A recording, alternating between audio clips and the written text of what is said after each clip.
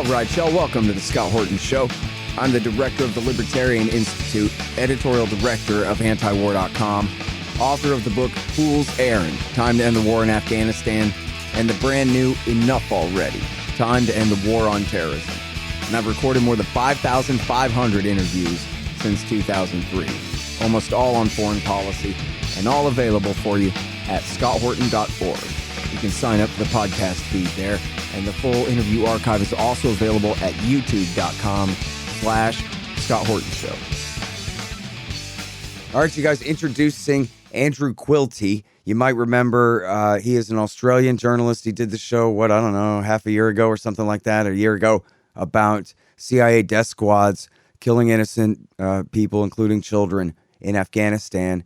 And he has stayed in, I hope you guys are following him on Twitter, he has stayed in Kabul after the regime change by the Taliban there of the last few months. And also he has this new piece at The Intercept, so I just got to click the right button here. The CIA's Afghan proxies will get fresh start in the U.S. Oh, man. Welcome back to the show. How are you doing? Thanks for having me, Scott. Good to be back. Very happy to have you here. And I should say, by way of disclaimer, I think it is important to say, and I'm sorry because I don't want to get you in any trouble, but I don't think this should get you any trouble. But your co-author on this story, Matthew Cole, one, I'll give credit to him, and I quote him in my book because he's done great work on war crimes in Afghanistan in the past, particularly by SEAL Team 6 and for The Intercept, and that's good stuff. On the other hand, he's the guy that got John Kiriakou locked in prison, and he's the guy that got Reality Winner locked in prison. And so there are people, and maybe another one too, I'm sorry, I forget. There are people who credibly suspect him of being some kind of rat, not even really being a journalist, but being here to get other people in trouble. And so that's worth bringing up. I mean, John Kiriakou went to the penitentiary because of him.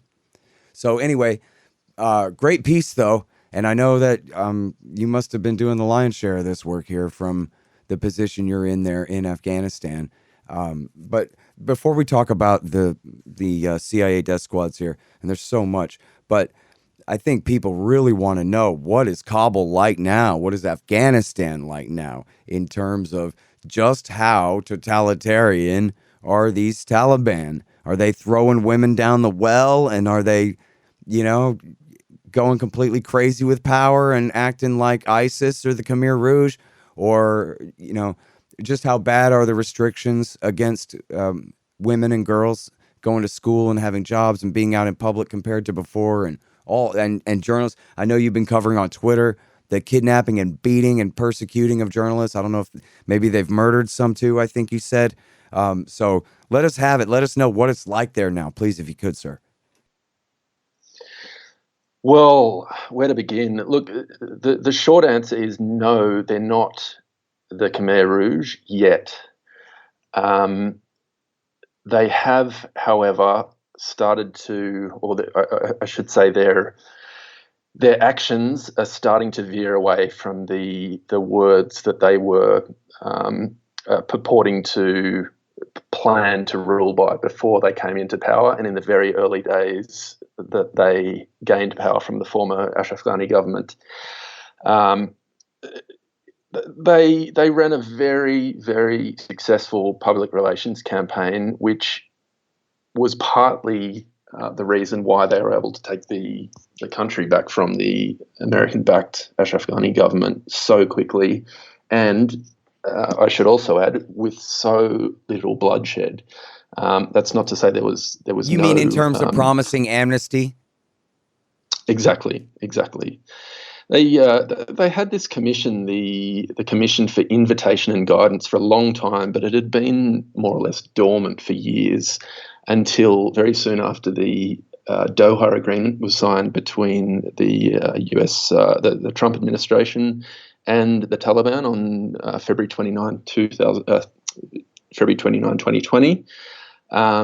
The Taliban leadership really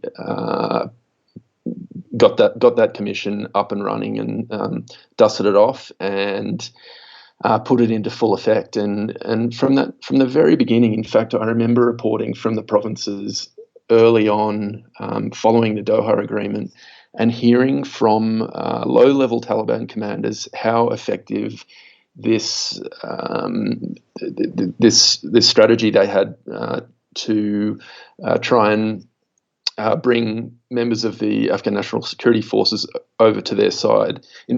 Actually, I misspoke there. They weren't intending to bring them across to their side. They were merely wanting them to desert from the government security forces. So they weren't taking them on. They weren't defectors as such. They were just putting down their weapons in exchange for a letter that guaranteed their safety going forward. And this gathered momentum in the weeks and months before the final takeover. It's to a large extent what saw the government forces collapse so calamitously in the final weeks, because so many of them just laid down their weapons, and when they saw the writing on the wall, they realised they were not going to get the support they needed from the government and from the Ministry of Defence, and they'd also run out of morale, and they thought, I think there was a sense that what is worth fighting for anymore? Well, why are we fighting for this government? And they were proven right in the end, with Ashraf Ghani sort of skipping off on a helicopter without notifying anyone else outside his very immediate circle. So all's to say is that there was some initial hope that the types of people that one might have expected to be targeted might get through this transition period without, in fact, being targeted. That, since the takeover and since the very early days of the takeover, has started to fall away a bit. You've seen isolated incidents where former members of the government security forces have been searched for and pulled out of homes. In some cases, they have disappeared or turned up dead. There hasn't, however, been any kind of systematic implementation of this policy. So it's really hard to know whether these are lone wolves acting on personal grievances or family grievances, or land disputes or tribal disputes, and using the Taliban as cover to seek revenge. Well, I saw a thing that said that, I'm not sure exactly where this was. I think they said it was in the Ghazni province, where my understanding is the Hazaras are, the dominant, that's their area, and that a bunch of people, essentially for being Hazaras, or at least, I don't know if it was, like the Taliban was claiming a religious basis or just like a tribal basis, but that they were just kicking people out of their homes and occupying them. There certainly has been some reports of that, yeah. And look, these are in. There was some possibly in Ghazni province, as you mentioned, also in Daikundi. They're all in central Afghanistan, where the Hazaras have their where they're mostly situated. And they are still, however, minorities in most of these places. So they have a small concentrations of their population living basically in a sea of predominantly Pashtun areas. And a lot of these places have had histories of contention over land.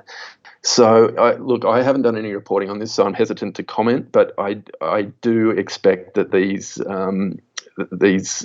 land grabs are kind of complicated, and perhaps more than just Taliban persecuting Hazaras because they are Hazara. I wouldn't, however, rule out the fact that again, as I was saying, may have been the case with some of these reprisal killings, individual reprisal killings, that the people doing these, pushing people out of their homes, may be using this new environment with the Pashtun dominant Taliban now in power and using them as enforcers when in the past they haven't had that the ability to do that. Mm-hmm. But now overall, you're saying it feels like the PR campaign that, hey, we're nice guys, that's over now that they've really, finished seizing their monopoly on power, that they're starting to get more heavy-handed, or are they still trying to? I mean, because the thing is, we talked about this, all along. The war was to foist a coalition of approximately 20% minorities on the 40% plurality, which is never going to work. But now we're talking about a 40% plurality trying to lord it over essentially a majority that ain't them, even if that majority is not all, one united, ethnicity and tribe. You see what I mean? So they've bitten off a lot, right? So in order to chew it, I guess the question is, are they just going to be absolutely ruthless and terrifying, or are they really trying to broker deals and get along with Hazaras and Uzbeks and Tajik chiefs that they need to be able to win over, right? Yeah, I mean, it really looks like they're falling into the same trap that the Americans and British fell into in the beginning by siding with the Tajiks and the other minorities that you mentioned, who made up the bulk of the Northern Alliance, who the Americans had partnered with to overrun the Taliban in 2001, early 2002. And it looks like the Taliban are making the same mistake. I mean, there was never any doubt that that was going to be the case, but it doesn't bode well for the future when you do not have an inclusive government. Look, they've made very little attempt to try and portray this as anything other than what it is. I mean, there's no getting around it. Not only are they by and large Pashtuns, they are old guard Taliban, and so there's very few of these sort of young reformers who have may have studied in the West and have a broader view on the world. These are very much the old guard Talibs who are running the show again. All right, and then so what about women and girls? I know there's been, well, I guess I wouldn't say conflicting reports, but over time, the reports have changed about, well, first they closed some schools, then they reopened them, or they said that they did, but they didn't really reopen these. I guess that is conflicting reports. Go ahead. Mm. Yeah, look, if any issue was given the most more airtime than others by the Taliban early on, and it was an issue that they were drawn on most of all by international actors and foreign and national media alike.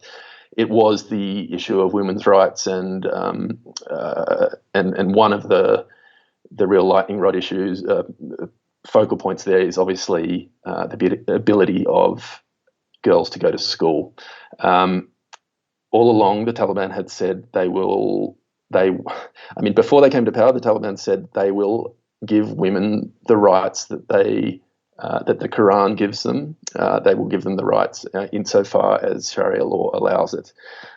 When they came to power, all schools from the beginning were closed, and I think that was as much a measure taken by the schools themselves because of the uncertainty and the upheaval at the time.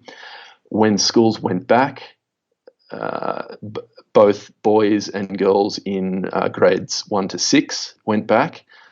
Only boys from grades 7 to 12 went back. So to date, countrywide, aside from 3 provinces in the north, which in the last week or so have sent girls from 7 to 12 back to school, that age group is not in school. Spokespeople for the Taliban, and you can add as big or a small grain of salt as you want to this, are saying that the plan is for them to be allowed back, and that they are just working out security arrangements to allow it to happen in a safe and orderly fashion. Security arrangements in terms of sending girls back to school, I think what the Taliban are referring to here is it's not security in terms of are they going to get blown up by a suicide bomber on their way to school? They're talking about more logistical things about how they are going to get to school safely without crossing paths with any more males than they need to, and how are they going to be taught by teachers, by female teachers. The answer to that, or one answer to that, is that they won't be, because there are not enough female teachers to go around, and for that matter, there are probably not enough male teachers to teach all the male students. I mean, you essentially need twice the number of students to teach classes that were once mixed and are now split. Again, having said that, I should caveat that by saying that some schools did already segregate classes from 7 to 12. So, and then you have the universities which bring in the same measures, segregating classes, many of which already were segregated. But yeah, look, at the current moment, you've got the majority of girls in the country between grades 7 and 12 are not in school at the moment. No. Yeah, and then so as far as the amnesty for former government employees and all that, they're really sticking with that. They're not rounding up these people and charging them with, whatever crimes and locking them all away. Well, they're not doing it on a systematic level from anything I can understand, but it certainly looks like it's happening on a small scale, on an individual basis. Mm-hmm. It's just, they're doing it. Whoever's doing it, they're doing it carefully. It's not, there's not some kind of big purge that's going to put them on in the headlines. It's happening piecemeal, and it's not enough to make the headlines, but it is enough to send shivers around anyone who did used to work in the security forces. There's no doubt about it. And I've met with a number of these guys, former commandos and so on, who are renting houses away from their former family homes, where it's assumed that it was known they lived. So they've gone to ground. They're hiding out, and many of them are hoping to get out of the country still after having missed that first evacuation. Mm-hmm. Hey, y'all, check out our great stuff at libertarianinstitute.org/books. First of all, we've published No Quarter, The Ravings of William Norman Grigg, our institute's late and great co-founder. He was the very best one of us. Our whole movement, I mean. And no quarter will leave his mark on you, no question. Which brings us to the works of our other co-founder, the legendary libertarian thinker and writer Sheldon Richman. We've published 2 collections of his great essays, Coming to Palestine and What Social Animals Owe to Each Other. Both are instant classics. I'm proud to say that Coming to Palestine is surely the definitive libertarian take on Israel's occupation of the Palestinians. And Social Animals certainly ranks with the very best writings on libertarian ethics, economics, and everything else. You'll absolutely love it. Then there's me. I've written 2 books, Fool's Errand, Time to End the War in Afghanistan, and Enough Already, Time to End the War on Terrorism. And I've also published a collection of the transcripts of all of my interviews of the heroic Dr. Ron Paul, 29 of them, plus a speech by me about how much I love the guy. It's called The Great Ron Paul. You can find all of these at libertarianinstitute.org/books. And then I wonder about the average guy and his relationship with the police now, and how different the Taliban, local cops are for the regular people there compared to the previous era. Yeah, look, it's a good question. I mean, for one thing, the new Taliban quote unquote police, I don't believe they've had any training in policing. So it's very ad hoc. Some have uniforms, some don't. One of the bizarre things to see is all these Talibs walking around in the uniforms of the former national security forces, and they're not. It's not as though the new police are wearing the old police uniforms. These guys are just using whichever uniforms they came upon in the takeover. So you've got you'll see someone manning a security checkpoint wearing a beret of the Afghan National Army and the clothes of a policeman or the former National Directorate of Security, the intelligence agency. So it's all very ad hoc. I mean, the Taliban were relative. I mean, it was one of the things that the Taliban were given some credit for by the populations that they controlled before they took control of the entire country, that being their application of justice. It was, in comparison to that which the government presided over, it was swift and there was less prone to corruption. I'm not saying it wasn't prone to corruption, and I think that's a misnomer that the Taliban are not corrupt. I think it's probably hard to say that there's any ruling government in the world that is not corrupt, and I don't think the Taliban are immune from that, as pious as they may be. But this, although it's ad hoc, I think they do get things done in a less Byzantine fashion than the old Byzantine and riddled with corruption than the old government did. Mm-hmm. All right, now, so this is sort of a two-parter, if I can figure out how to put it together here. As I'm sure you're aware, when they came to power in 1994 through 1996, that they really got their start by murdering child kidnappers and rapists. Started off down there, I think, in Spin Boldak, and then went on to Kandahar City and ended up taking the whole country. And at the time they walked into Kabul in 1996, which I don't know. Do you know offhand, even like a ballpark of what percentage of the population of Kabul is ethnic Pashtun back then or now, or if it's changed much? I don't know the proportion. I know that. Oh, look, I wouldn't say it's small. I would say it's probably slightly less than the national average across the board, but it's still. I would say it's still probably a plurality. Okay. Excuse me.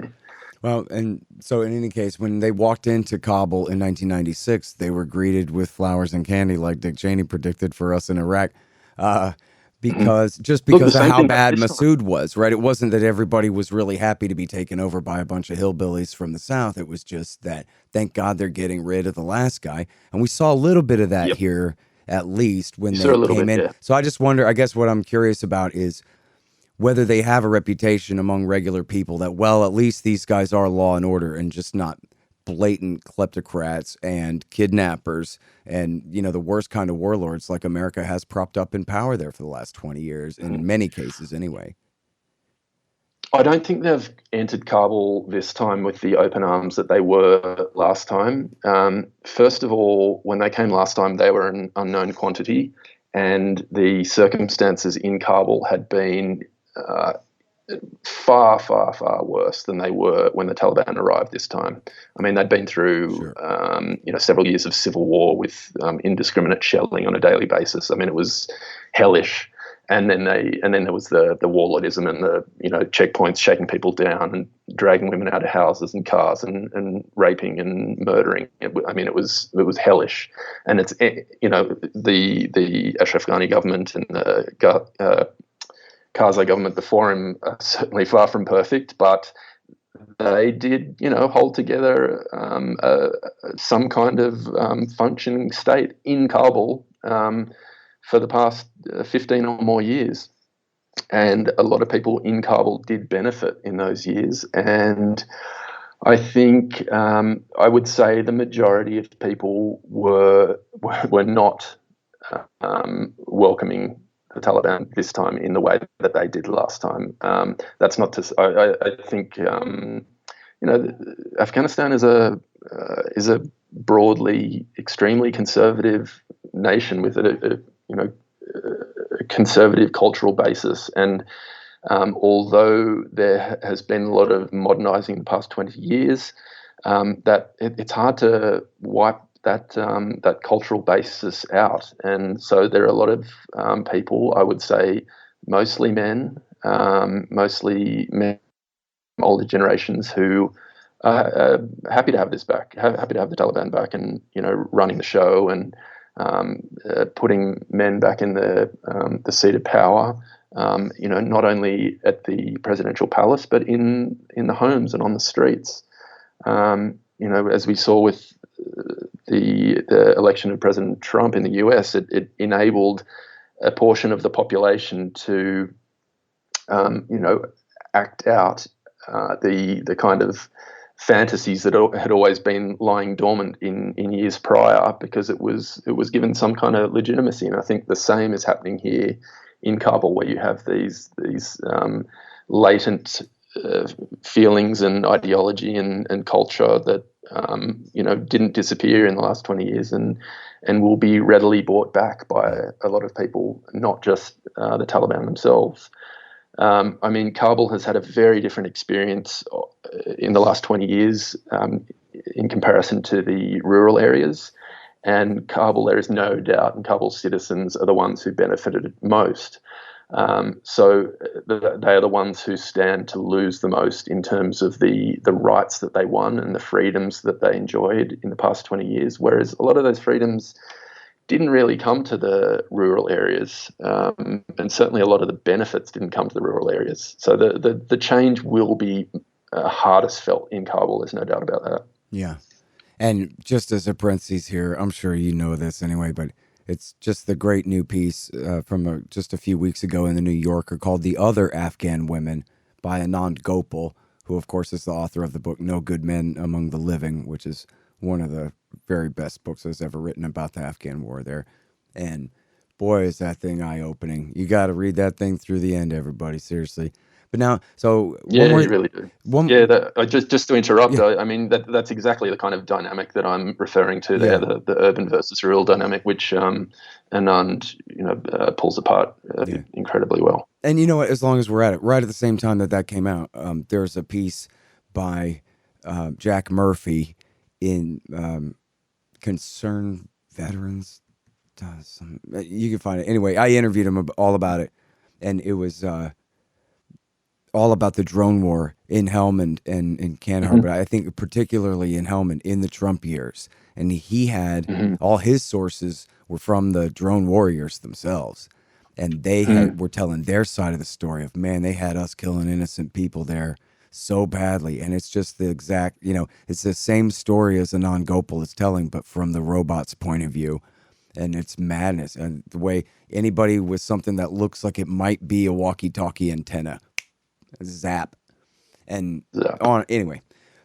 So this stuff's coming out more and more. People are telling stories, kind of recapping and bad things are happening, but have happened, and those stories are being told. But now, so here's a question real quick before I get to your awesome story about these CIA death squad murderer guys who are soon to be my local sheriff's deputy here in Williamson County. I wonder about behave yourself. Yeah, this great expert journalist, think tank lady. I don't know exactly who she is, but her name is Ashley Jackson, and I never could get her on my show. I don't know why, but she had written this great study about 3 years ago where she'd been all over the place, north, south, east, and west, all over Afghanistan. And she said that after the CIA zapped the previous mullah, who was it? Mullah Mansour. I'm sorry. I haven't had enough coffee today. Once they zapped him and Hakanzada took over, Hakanzada's a lot smarter guy. And that they decided that instead of just blowing everything up, they would just co-opt it all. And instead of waging such an ethnic chauvinist war, that they would, starting back then, that they would try to win over as many influential Tajiks and Uzbeks, I don't know, Hazaras. I think even, at least making friends with some Hazaras, but bringing some Tajiks and Uzbeks actually into the Taliban and giving them official positions as leaders of the Taliban and this kind of thing in order to prepare the ground for what we saw happen in August, right? So I just wonder, whether any of that stuck,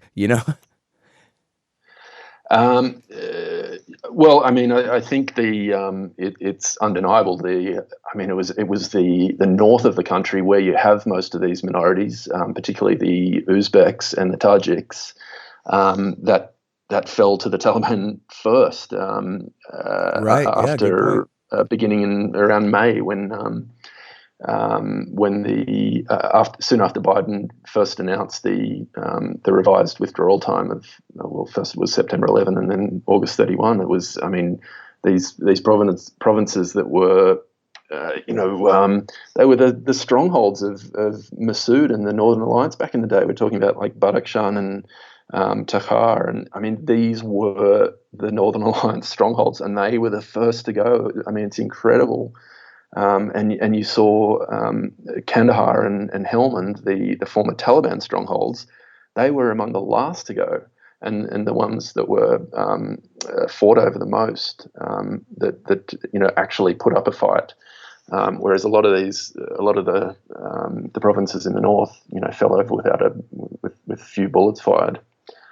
So yeah, that's certainly paid dividends in the end. I mean, they were never going to, I guess, and that was probably part of the reason that they started in the north. So there was the dregs of the Northern Alliance, and what became the Northern Resistance Front, led by the Ahmad Shah Massoud's son, weren't given time to rally their forces and prepare a resistance of any kind of efficacy, and look where it's led. Yeah, brave strategy on their part. I think I was calling at the time. See what they're doing. They're heading them off at the pass. Go ahead and seize Kunduz first, huh? These guys got their act together. They saw this thing coming. And I guess, would it be fair to say from your point of view that when Biden kicked the can down the road from May to September, that they just didn't? They stayed on the same timeline of what they were going to do this summer anyway, whether the Americans had already pulled out or whether they were really just starting to and going to over the next couple of months. It was the same difference to them, and they just went on ahead. It looked that way. Yeah. I mean, look, they beat the Americans to Kabul. Like, the Americans were still in Kabul when the Taliban arrived. I mean, it's insane, and it could have been so much worse for the Americans getting out. Tens of thousands of American citizens crammed in the airport. I mean, it could have been an absolute bloodbath if the Taliban had wanted it to be. I don't want to be called a Taliban apologist, but their discipline around the airport, when they had this mortal enemy of 20 years, literally surrounded on all sides. Yes, granted, with a lot of firepower and a lot of air power overhead, but they could have made an absolute mess of that evacuation if they'd wanted to. Yeah, I mean, where the Americans are relying on them for security. Hey, do you know about this? Yeah, The Washington Post, for what it's worth, they may or may not be speaking for the CIA at any given time or whatever. I don't know what it is, but they claimed that, in fact, maybe the Taliban were their source for this, and said that, we offered to the Americans that we'll stay out of Kabul. You guys keep responsibility for the city of Kabul until you're done with your evacuation, and then we'll come in then. And the Americans said, no, we already don't have enough men for that. So essentially, come on in. I mean, it was certainly the arrangement the Taliban had wanted with the Afghan government. And when it became clear on that day, August 15th, that while that had been negotiated, in reality, the security forces and, all the way up to the president, they were shedding their uniforms and hitting the road. And it got to the point where there was no one in control of the streets, and looting began. And it was at that point that the Taliban were ordered into the city to take control. So they actually, again, I'm going to get called a Taliban apologist here, but they could have made this takeover a lot worse for everyone than they did. Even that, I mean, I have to say, as a resident here, when I saw that all the police shedding their uniforms and abandoning their posts, I thought, look, the best thing that can happen now is that the Taliban comes in before this becomes, like a lawless zone for until they do. And they did. They were very reactive. They saw what was happening, and they came in. And it wasn't perfect in the beginning by any means, and they admit as much. But look, I can't get over how much. How smoothly this transition of power went in comparison Listen, I mean, to be look, even perfectly in comparison clear to your country. Andrew, I mean, there's nothing that you said that is an apology for them there. To say that somebody is not Pol Pot is not to say that they're a perfect gentleman. To say that they're wise No, but that's enough not how to social be, media works, is that it? to say that they're clever enough to play it cool instead of going completely berserk is, I don't know. That's like just describing the color of the sky, man. That's not praise. That's just saying it is what it is. And No. and yes, and there's just no question about it, right? Who could argue that this looked just like when ISIS rolled into Western Iraq? It just didn't. Exactly. Thank God it didn't. But it didn't. And as we've always said, as everybody who knows anything about this thing has always said, that the Taliban are not Al Qaeda. They're conservatives, not radicals, and there's a big difference there in this case. But anyway. Speaking of radicals, Yeah, I mean, let's there talk are certainly about radicals amongst them. yeah. Listen, I'm sure the next time I have to get a driver's license test, the guy giving it to me and deciding whether I'm allowed to drive a car in my own town where I was born and raised is going to be a former member of a CIA death squad. Is that right? Down at the DMV. That's who decides, because this is how people assimilate in America. When America uses people to run their death squads in foreign countries, and then they have to hightail it out of there. How they assimilate is they get government jobs, which means they become overlords of everybody who's actually from here. The next time I get pulled over, it's going to be by a member of, what are they calling them now? Zero units? Is that the same thing as a counterterrorism pursuit team? Or that's a different distinction of CIA death squad? Same thing. Okay. And these zero teams, you've done the show about, one time before, about these death squads killing kids in their school barracks, essentially, and all of this. And hell, the CIA death squads and their war crimes are legendary in this war, so we don't have to redo all of that. But that's why they call them death squads. I think people get it. So, but then your story, it's unbelievable that the CIA, they put all these guys on planes and brought them straight here. They didn't try to get them a place to live, like a little village somewhere in Uzbekistan or something. They brought them to the United States of America? Yeah, I mean, look, there's actually been a lot of praise, as we mentioned in the article, for the way the CIA dealt with their proxies or partners, as they would refer to them. And I suppose as far as loyalty goes, that they have, and that has not been the case with a lot of the other Afghan units that were not sort of run by the CIA and funded and trained by the CIA, and with the relationships that that organisation had built up with their proxies over the years, there were a lot more, or a lot less shadowy special units under the Afghan National Army that have felt, very much abandoned. And I've spoken to a number of former American Afghanistan veterans who are, really angry about the way that, their former partners here have been treated and left behind. When in comparison to the CIA, they really got, they rolled out the red carpet for them. Look here, you and I both know that what you need is some Libertarian Institute things. Like shirts and sweatshirts and mugs and stickers to put on the back of your truck. And to give to your friends, too, that say Libertarian Institute on them.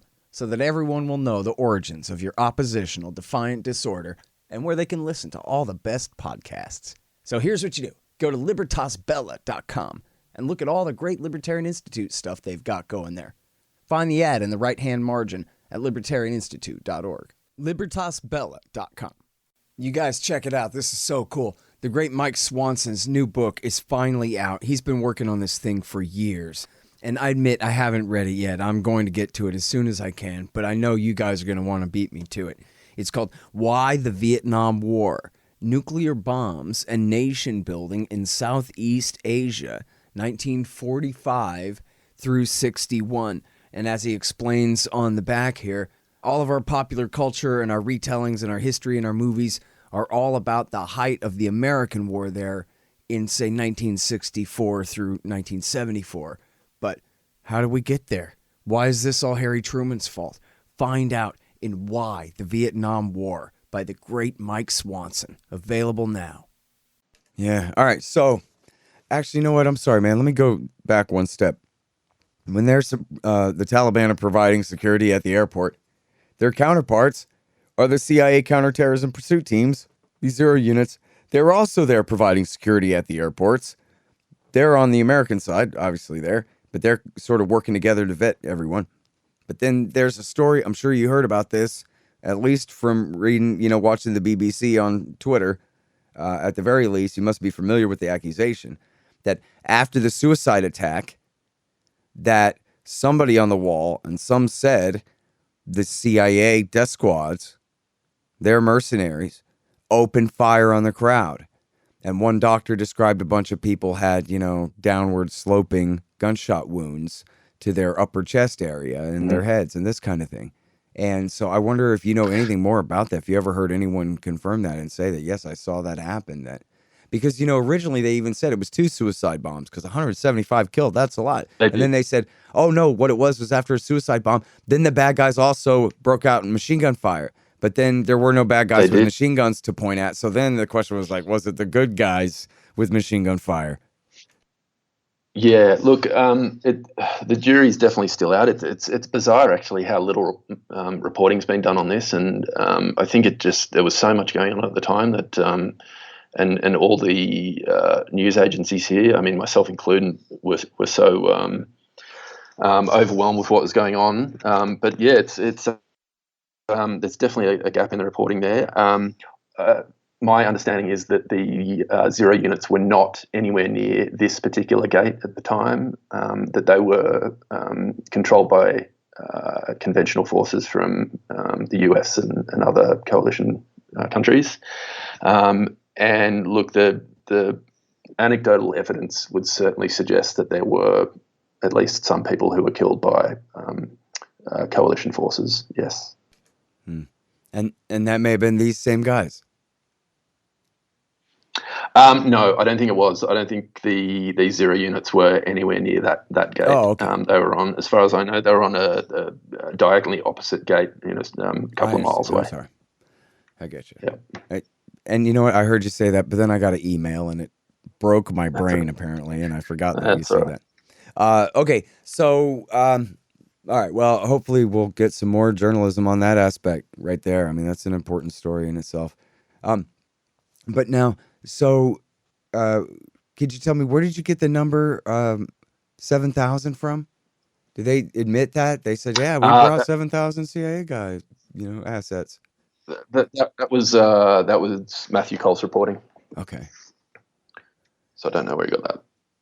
All right. And then, but it doesn't surprise me at all from, what I saw, again, anecdotally, I spent a bit of time over near that gate, and there were hundreds, if not thousands, of people queued up outside that gate. Many of whom looked to be in a posture that suggested that they were actually going to end up inside the airport, and a number of them that I spoke to on one day were from Host Province, which is home, of course, of the Host Protection Force, which is one of these counterterrorism pursuit teams that doesn't fall under the same designation as the zero units, but is akin to them. Hmm.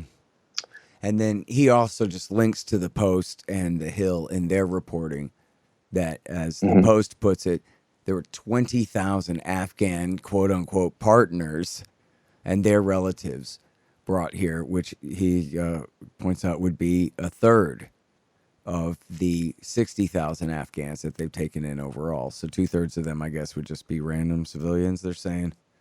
But, yeah. Man, now, did you guys get much reaction from this article that, hey, this is alarming because we don't want Afghan death squad CIA guys to be our deputy sheriffs, Look, it won't surprise you that the most of the attention it did get was from people like yourself, who is on the lookout for it, and not from the people who who like to view the work that the American government does as noble and infallible. Yeah. In fact, you're really Which kind of raining all over the parade of their one little silver lining in their absolute catastrophic failure here, which is that at least we yeah, I were mean, able to rescue all of these poor, helpless civilians and get them to safety. And now you're saying, nope, you yeah. don't even get that. And they don't want to hear that. Yeah, I mean, every major newspaper and network that, as far as I've seen, has been reporting these, very laudatory stories about the, saving children from the clutches of death, and barely mentioning the history of these units, and and certainly. I guess it's certainly something that the CIA is not going to want broadcast too much, and I get the feeling that some of the stories that have come out have been pushed along by the agency. Some of them certainly have that flavor. Yeah. And look, I'm not nativist here. I mean, grab the average Afghan and put him in an American county, he'll be just fine. I'm not saying that. Mm-hmm. I'm only saying guys who are members of CIA death squads. I got a problem with that. Warlords and kleptocrats and murderers, and there are some people America's worked with in Afghanistan with some very bad reputations for very good reason. And to think that they get to just come and all of a sudden become American naturalized citizens and everything's just fine and in no time at all, just essentially for public relations purposes at our expense, is pretty outrageous. Yeah, I mean, look, they were on the right team, weren't they? They threw in a lot with the right side, and I mean, for once, it's in one of the very rare occasions you've seen the losers in the war, at least a small portion of them, come out better off as a result. Yeah. By the way, this is just a parenthesis. It's just a coincidence, but it's a new thing I learned today. I love learning new things. The Taliban has a group that they call the Bada Brigade, which no relation to the Iranian-backed group and the George W. Bush-backed group that rules Iraq now. Entirely separate group, but named after the Battle of Badr, surely as they are. So that's just a fun little footnote, I guess, for me. Yeah, isn't it? Yeah. All right. Yeah, these guys are definitely pretty visible around Kabul. They're and they're all from the Haqqani side of the Taliban, so they've certainly got a bit of a reputation behind them as well. I bet they do then. Yeah. God dang. All right. Well, there's another tangent there from Anand Gopal's reporting about how the CIA hired Haqqani to be on a counterterrorism pursuit team for a little while there when he was begging to come in from the cold earlier in the war. But then the military kidnapped and tortured his brother at Bagram, and the CIA kicked him out. Or maybe they grabbed him. I think the military grabbed him, and then the CIA didn't stick up for him. And the CIA let the military have him and abuse him, and then finally let him go, and then it made an enemy out of him at that point, where he'd been begging to come in from the cold right then. And they could have, as bad as he is, he could have been on their side this whole time instead of their deadly enemy this whole time. And now here he is sitting right in the catbird seat anyway. For God's sake. Well, at least you won't run into him at the ice cream shop. I'm sorry? At least you won't run into him, down the gas station, along with the 01 guys. Yeah, exactly. All right, and now, I'm sorry, one last question I wanted to ask you about Afghan society nowadays. I know this is already a desperately poor country, but it occurs to me that there must be some kind of massive economic crash and recession now with this massive flow of foreign money now halted, right? And so there's got to be market corrections of every description going on right now, and I wonder just how bad of a crisis people are feeling there. They're already so poor it doesn't make a damn difference, or what? Yeah, it's definitely being felt on many of the main streets in Kabul now. You see, dozens, if not hundreds, hundreds of makeshift stalls being set up where people are selling their household goods, not only so they can afford to try and get out of the country, but some tell me that they're doing it just so they can feed themselves, feed their families, because as you say, there's the 75% of the Afghan budget with the former government was foreign funded. That has now been seized, and sorry, when I say seized, I mean stifled, as you say, not taken. But so you've got look, there's not only is salaries not being paid to civil servants, the cash that used to be delivered, physical cash that used to be delivered on a weekly or monthly basis into Afghanistan from the US has stopped. So you've got a situation where the banks have a major cash shortage, and they are only allowing